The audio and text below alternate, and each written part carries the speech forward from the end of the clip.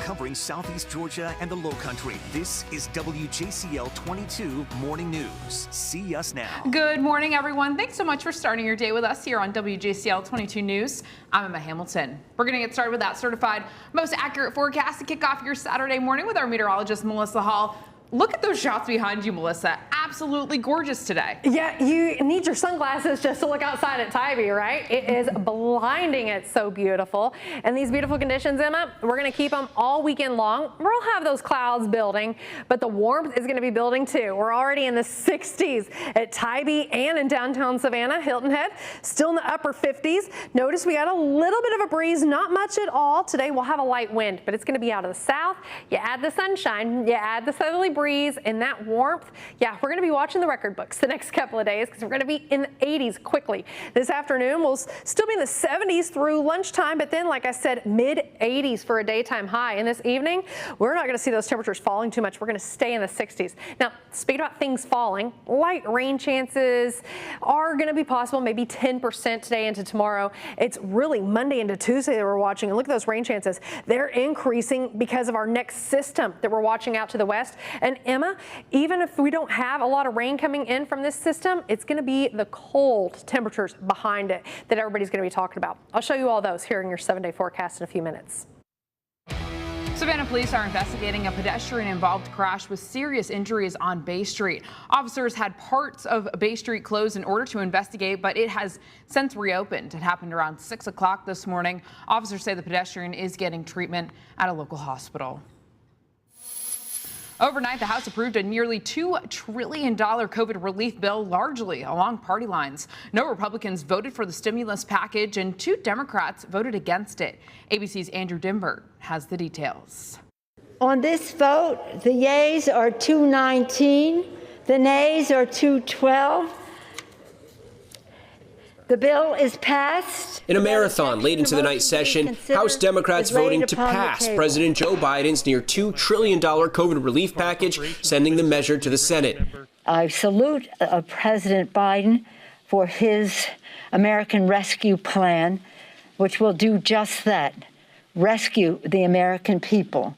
The plan includes another round of $1,400 stimulus checks for most Americans, billions of dollars for vaccines and COVID-19 testing, and more money for schools, state and local governments. The House bill also includes raising the federal minimum wage to $15 an hour, a component the Senate will likely scrap. What does it happen to do with COVID?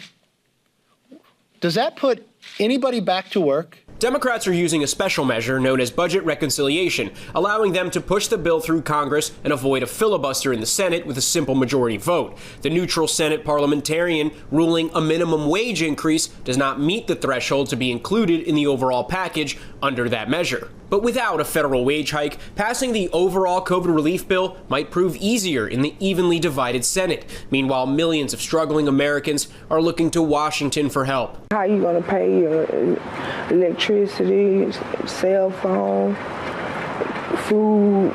It's hard. Many GOP lawmakers still oppose the relief bill as a whole, critical of the price tag and expressing concerns the measure isn't targeted enough to just coronavirus aid. Instead, the apparent priorities of the Democrat leadership include a bailout for mismanaged states, pension funds, and an increase in the minimum wage. But Republicans likely don't have the votes to stop the $1.9 trillion aid package. The bill is President Joe Biden's top congressional directive, aimed at fighting a pandemic that's crippled much of the U.S. economy and claimed more than 500,000 American lives. Andrew Dimbert, ABC News, Washington. South Carolina Governor Henry McMaster is loosening some of his state's coronavirus restrictions. Starting on Monday, restaurants can resume alcohol sales as normal, and approval will no longer be needed for events with more than 250 people. He says this is because of a consistent decline in cases across the U.S. Well, after getting the green light to get vaccinated, Georgia teachers and staff are preparing to roll up their sleeves. Georgia Governor Brian Kemp says that staff members at Savannah-Chatham County Public School System will be in line for their shots starting March 8th. District officials and medical staff say they anticipated the go-ahead from the governor weeks ago as pandemic infection numbers dropped and vaccination numbers went up. So it's a critical venture for us in the battle of this pandemic. Teachers and staff members say they're grateful for the opportunity to be able to get the vaccine.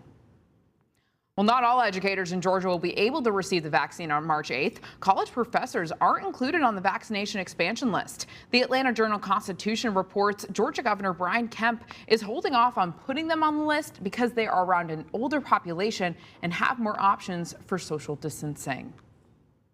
The CDC is releasing new guidelines for schools and daycares reopening. It's recommending schools open doors and windows in classrooms and on transportation vehicles. Health officials say this will help increase the outdoor airflow. A new partnership in the Lowcountry is bringing the vaccine to homebound residents. Jasper and Hampton counties are the two areas participating in this new program. The South Carolina Department of Health and Environmental Control is working with Agape Family Life Center to get a vaccine to eligible people stuck at home. A registered nurse will visit their home and administer the shot, then stay with them for 15 minutes to monitor for any allergic reactions. This program is starting small, and the goal is to eventually expand it to other parts of South Carolina. Our hopes in all of that is that the state will take this program and turn it into a statewide plan, and then other home health, hospice agencies throughout the state that have the access, and that once we can all get the vaccine, that we would all be able to go out and help those patients in the homebound. Vaccinations will begin in 2 weeks, but you can go ahead and call DHEC's vaccine information line for more information. Taking a look at our latest coronavirus numbers, the South Carolina Department of Health and Environmental Control reports more than 441,000 cases of COVID-19 across the state. More than 7,500 people have died. And in Georgia, the Georgia Department of Public Health is reporting more than 814,000 cases of COVID-19. More than 15,000 people have died. The Democrat challenging Georgia Congresswoman Marjorie Taylor Greene is speaking out for the first time. 36-year-old insurance agent Holly McCormack announced plans this week to launch a campaign to unseat the Georgia Republican in 2022. I can't sit around and wait for somebody else to fix it. So we made the decision, and I spoke to the kids and my husband and said, okay, this isn't going to be easy, but it's worth standing up and doing what's right. Before she was elected, Greene pushed conspiracy theories and indicated support for political violence. Greene faced new criticism this week after hanging an anti-transgender sign outside of her Capitol Hill office. Well, our Brooke Butler sat down with ABC News political director Rick Klein to get his take on the Georgia Congresswoman.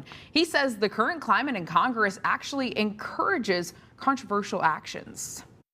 Well, the fact is that you can get a lot of noise and a lot of attention, a lot of Twitter followers by saying and doing outrageous things. And Marjorie Taylor Greene's political star, frankly, is higher than it was a month ago when she took office as a freshman congresswoman that only was known in certain parts of her own district. She's a national brand now, for better and for worse. And there's an incentive structure, I think, that's built in to have members of Congress, particularly new ones who's not going to have a committee chairmanship or decades of experience and connections, to do as outrageous a thing as possible. To go viral.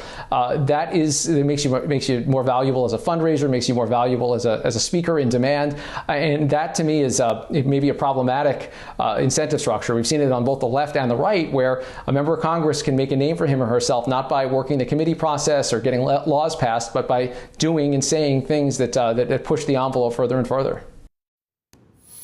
Former Georgia Senator Kelly Loeffler will no longer be the owner of a WNBA team, the Atlanta Dream. Former player and pro basketball champion Renee Montgomery will be one of the new owners of the team. Loeffler's ownership became an issue with players when she denounced the WNBA's support of Black Lives Matter, calling it divisive. Loeffler has responded to the news, saying she is proud of what she accomplished as owner and wishes the team well in its next chapter. Well, here's what's happening right now. One person is dead after a two-car crash in Long County. Georgia State Patrol says that around 11:30 last night, a driver in an SUV was trying to make a legal U-turn on Highway 84 near Barrett Cemetery Road when she pulled into the path of a sedan. The driver of the sedan later died at the hospital. The condition of the other driver is unknown. 3 people are in custody after a chase that ended in a crash. Effingham County deputies say it started with a domestic incident on Ziegler Road. They say 34-year-old William Taylor fired a gun and drove off. When law enforcement tried to pull him over, he wouldn't stop the car. Deputies later found him with 2 others near Harvey Road. Taylor faces a number of serious charges, including felony fleeing. The subject had placed a number of people at risk besides the people at the house.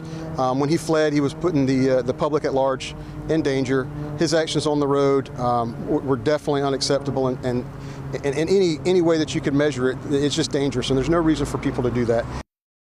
Thankfully, no one was injured in this incident. Deputies say they arrested the other 2 people with Taylor after finding drugs in their car. Statesboro police have made a 3rd arrest in connection with a murder that happened in November of 2020. Police arrested Cecil Kelly in relation to the November 27th shooting death of 19-year-old Maurice Shiggs at the 111 South Apartments. 2 others are also charged in the case. Emmanuel Hendricks and Ladarian Golphin were arrested by U.S. Marshals earlier this month. In Atlanta, investigators now say the fire at the historic Krispy Kreme earlier this month was set intentionally.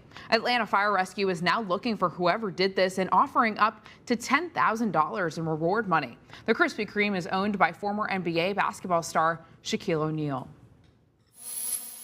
The time right now is 8:11 on your Saturday morning, and coming up, as more people get vaccinated, travel may start to pick up. Air travel is expected to pick up in the coming months. I'm Aixa Diaz in Washington with the TSA is doing to prepare.